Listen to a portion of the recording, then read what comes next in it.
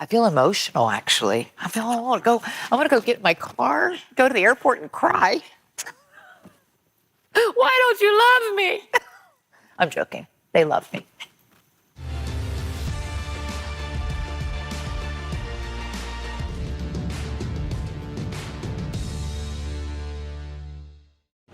I guess, the best characters are always in a little bit of truth, and I think that I've always been hungry and eager.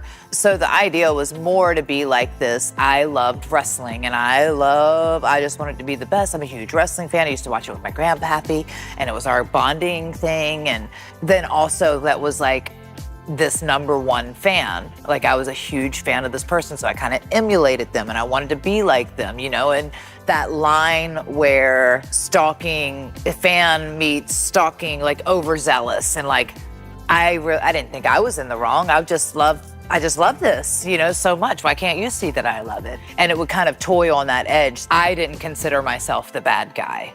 Mickie James, I see what all the other girls are dressed as, but you're dressed like, you look like Trish Stratus. I am. I mean, come on, who else would I be?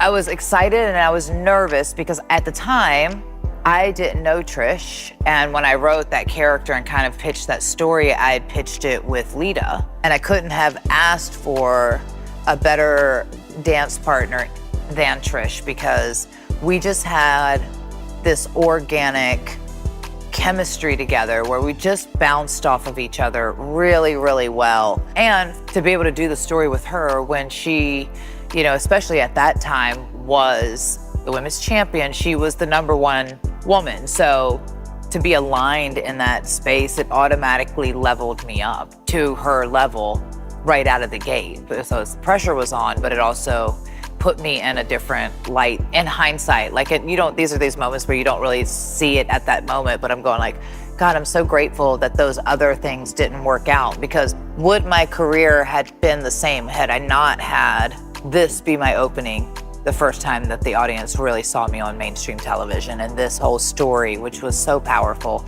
still considered the greatest female storyline of all time. It made us feel good because it was a testament to the fact that it was working and they liked it, the people liked it. And I appreciate the fact that she was so willing to work with me, right? And like that's what makes it magic when you're two people out there and you're creating this thing together, because one character can do all these things or whatever, but if the other person is not playing ball or even like on the same, like it just kind of can come off very flat. Everyone just was like really into it along the way. And it was like these little nuggets that made it special as it built to that moment. From even the turn at Saturday Night Main Event, it was cool.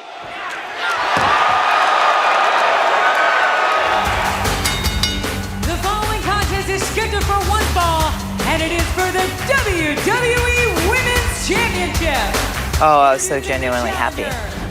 I was in my moment there. I think that's the only way to kind of get through a moment like that with the 80,000 people out there just going crazy. I'm like, be crazy, Mickie, be crazy, Mickie. Dr. Phil is looking for your number. This woman is a dangerous psychopath. I think she's past Dr. Phil. She needs to be on the Jerry Springer show here in Chicago.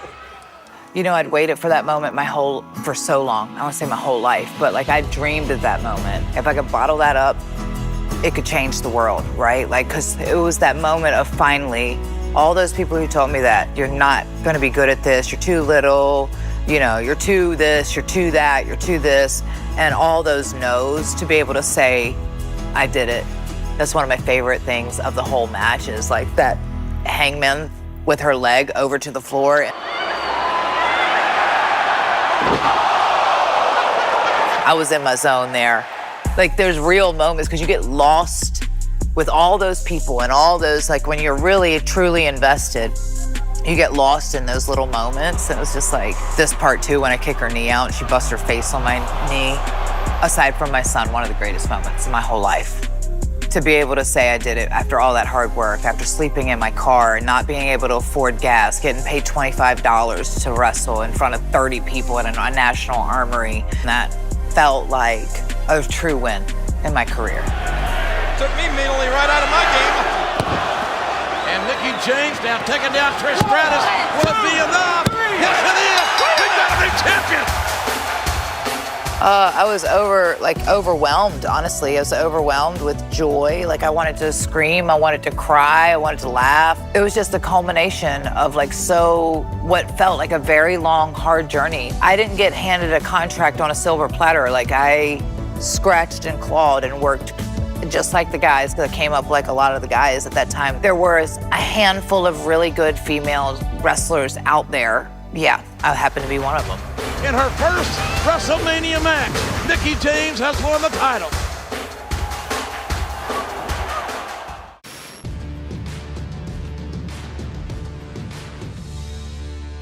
She is the WWE Women's Champion, Lita!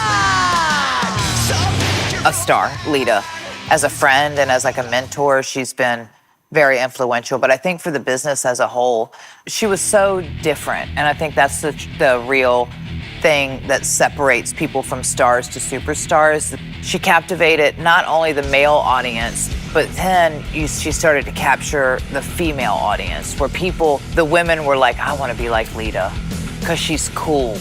She's edgy, she's cool, she's got a swagger about her, like she doesn't care. To be able to pull in that female audience, and especially at that time, like such a male-dominated and kind of sometimes, raunchy, whatever, like women just weren't watching as much, and she doesn't often get the credit that she deserves for it, because I think that she changed how women are perceived and brought in and how, like, their capabilities of what they can do, because she was able to push so many boundaries that people hadn't done before.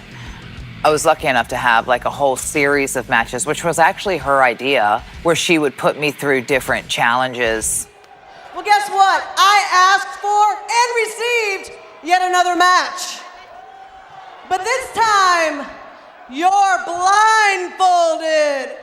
And I was fortunate to have her last match. And it is for the WWE Women's Championship. Introducing the challenger from Richmond, Virginia, Mickie James.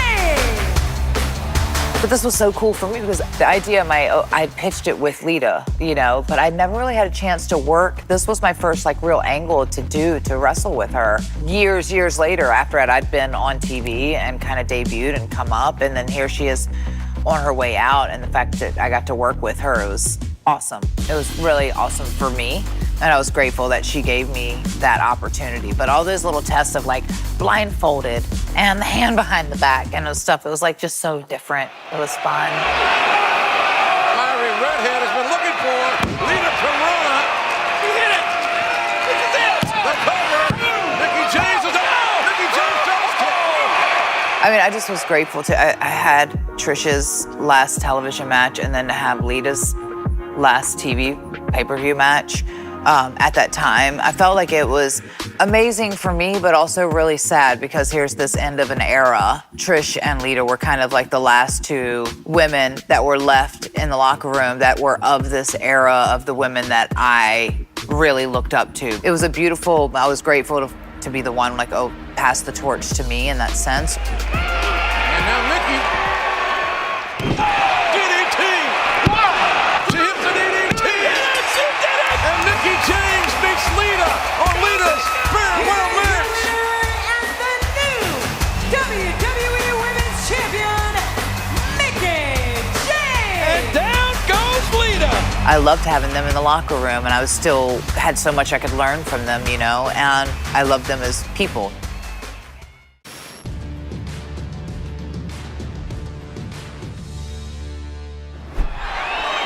Look at this. Oh, Trish avoiding the contact there. And wait a minute. Who the hell is that? You remember your old friend Beth, don't you? Well, guess what? She's my new friend. I just have always admired Beth's drive. And I think another one where you go, like, she was so different. Now we're in the Divas era. She was strong, and she had like maybe a tomboy edge or whatever you would want to say, but she's beautiful. But I think to be able to step in that and own that and come up with this glamazon character that was so the polar opposite of diva, but also to see her on that whole journey of going like, okay, she moved herself there, she had to want it, took a job at Perkins, was working at Perkins full-time until pretty much she got signed. The very imposing WWE Women's Champion Beth Phoenix, better known as the Glamazon. So this is the Glamazon. I loved wrestling Beth because she was so different than all the other women. To be the underdog, it was easy work because we just were dancing. Like it's hard to explain. Submission victory and all the power and all the strength. Glam slam. Not today, Beth. Not today. James wins it. Was the first time the women's championship had truly been defended on television outside of the United States. And very first time the championship had changed hands overseas. And so then to finally beat her after she had been for months annihilating people, it meant a lot. And I think then it showed that she could be vulnerable and she could be beaten. She's one of my favorite opponents of all time.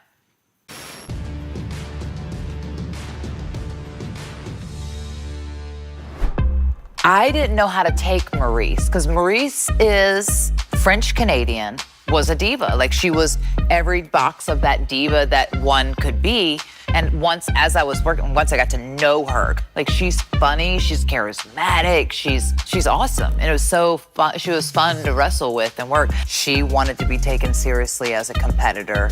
And she knew that people look at me like I'm just a diva and I'm ditzy, blonde, whatever, and I don't know what I'm talking about.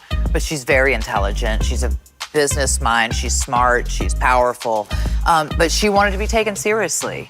And so she put in the extra work, I think, to be taken seriously. But to see her still relevant and still looking amazing and doing so many awesome things and still in front of a wrestling audience here and there and just popping in, surprising. It's crazy. It's crazy to think.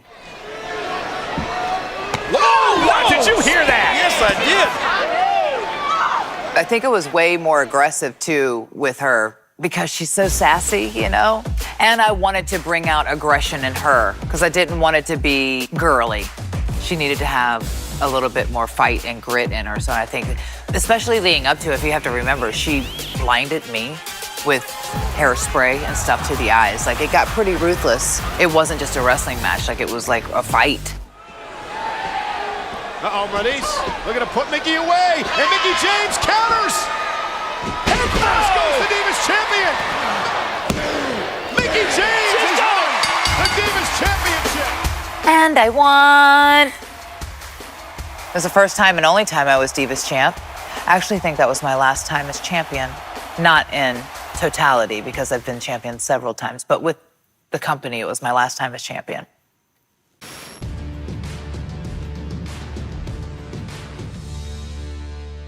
It was the shortest women's championship match in history. It needed to be quick. The story itself had been kind of long, and they had embarrassed me for months. I think this needed to be like a triple exclamation point moment. It was a weird storyline. I think it was a weird thing for me. That whole thing was a test, I think. Both professionally, but also just personally on my, like, of what, just to be able to go out there and have to do that storyline and then I didn't necessarily always love it in the moment. And what I do appreciate is the amount of people who've come to me after going like, that storyline changed my life. Like you really helped me, powered me through. And so you don't always see that when you're in that. And I know it was difficult for Michelle and Layla to do sometimes too, because they would ask me like, are we okay doing this? Like, are we sure? Like, this is a lot. I always said, if like something that you can do can impact somebody's life, if it keeps them from going to a dark place or gives them a shot, like, then that's what we do. We do this to inspire people and to help change people's lives and all this other thing. So the fact that people still come to me today about that storyline in particular of like how it helped them, whether they were getting bullied in school or whatever the case may be, I was like, that makes it all worth it. The payoff, so I feel like this was the payoff it needed after all of that crap, you know? And it was funny, and they get their own cake in the face and all this other stuff. It was just good times. Well, you can't have your cake and eat it too.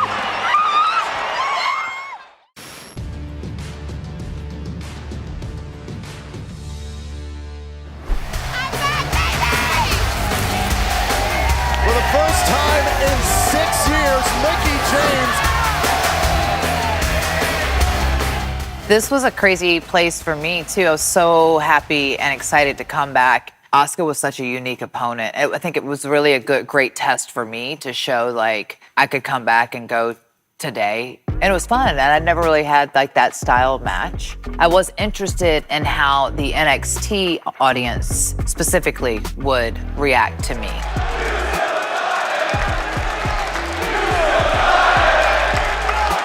Are they gonna appreciate me coming back to have this match with Asuka? Are they gonna believe that I can even beat her? I'm like, I wanna give her a match that she's gonna remember. Like, I don't wanna just be like some easy peasy match or whatever. Like, I wanna give her something special. Like, cause what if it is my first time back, last time back, you know?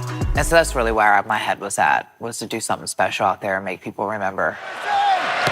Now she's got it. Tap out. Asuka retains her championship. Here's your winner by submission and still NXT Women's Champion, Asuka!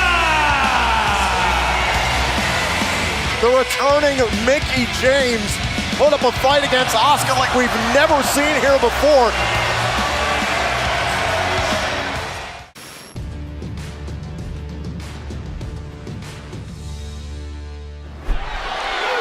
The hell?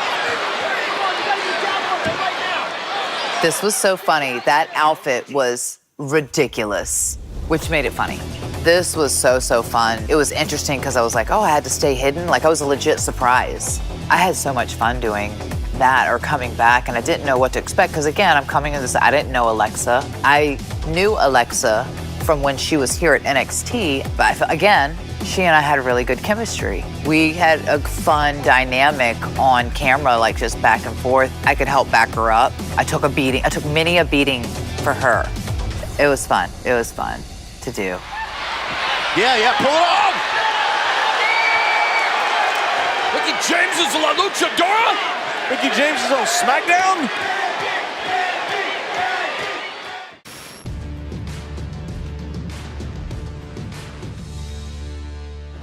I've always rated Becky. I think she's amazing in the ring. She's got so much fire and personality and sass, and she was fun to wrestle. Like, I enjoyed wrestling her. It's really cool to see. I mean, I'm always biased for the women, and so I always want to see women be able to do the things that the guys have always been able to do. And so, you know, it was just, I feel like that was just the next evolution of Becky. She was already a bit cocky and had a little bit of a swagger with glasses and stuff. It just went from fun to serious, if anything. I've always loved this whole thing of like the injury fake when it's done right. Because I have legitimately separated my shoulders, both of them. I've injured them both twice in a match, and it sucks. It hurts so bad. Got her. You know who did fall for it?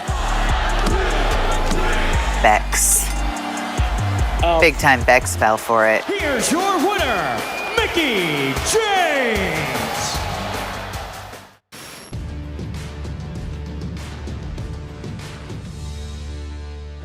Oh, it meant the world, I think, and to open the show. It was like me and Foxy, who we were travel partners, and Alexa on the outside. I do think for pay-per-views, it's fun to do themes or, you know, not necessarily cosplay per se, but more like, it's just a fun, like if you get it, then great, but if you don't, it's still cute. You know, I think that's the goal of any match. Like they say, if you're not gonna be the main event, you wanna be the first match. One of the most important matches on the card. It's probably the second most, aside from the main event, it's the second most important match on the card because it truly sets the pace for the audience of what they're gonna see for the rest of the night.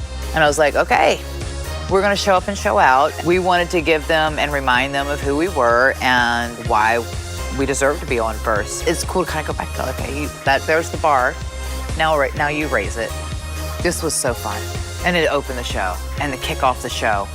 And I thought we did a great job and the people were on fire that night. Like they really showed up for the women.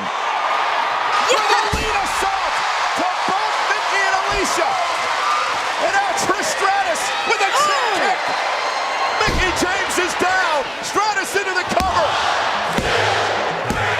Obviously, it's always cool to be a part of history and to be a part of something so special. And I think the locker room itself felt how special it was that night because we knew it was the first time ever, and we were hoping it would be the first of many to come, you know, like that we would really set a precedent for the future.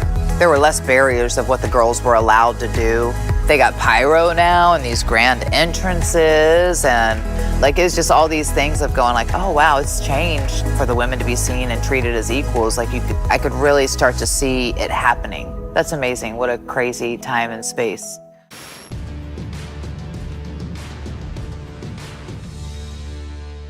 I didn't think I was coming back to WWE. I thought it was after my departure. I felt like it would be a very long time before I was welcomed into the Graces. As we got a brand new competitor, she's hanging on. Legends are entering the Royal Rumble tonight. Mickie James. So to be able to come back, not just come back as like, oh, here's a legend, another legend in the Rumble, surprise, but to be like, no, actually, I'm a champion. By the way, this is Hardcore Country. This is a character I never got to show, and I always wanted to show in a WWE ring because I was like, God, I feel like the WWE audience would really love this. Even if it was like, now I have to go in there and deliver and kick ass, right? Because I can't go out there and drop the ball after that big entrance. And I think for me, it was a validating moment because I was feeling less than. It was just kind of a reminder to myself and hopefully to the audience and to the company of like, I'm Mickie James. You know what I mean? Like, I am a badass and I am a legend and I deserve it and I'm worthy. I've been very blessed to have really amazing women to partner with and work alongside to tell those stories that were unique to that person. It's nostalgic. It makes me wish I'd had, one more title run. Maybe I didn't realize it at the time, but on this side of it, I know I deeply impacted the women's division that we see today, and I know that I had my part in history. And I've always been very giving, and I care so much about the business. It's cool to be on the side and to be a legend and be appreciated and respected.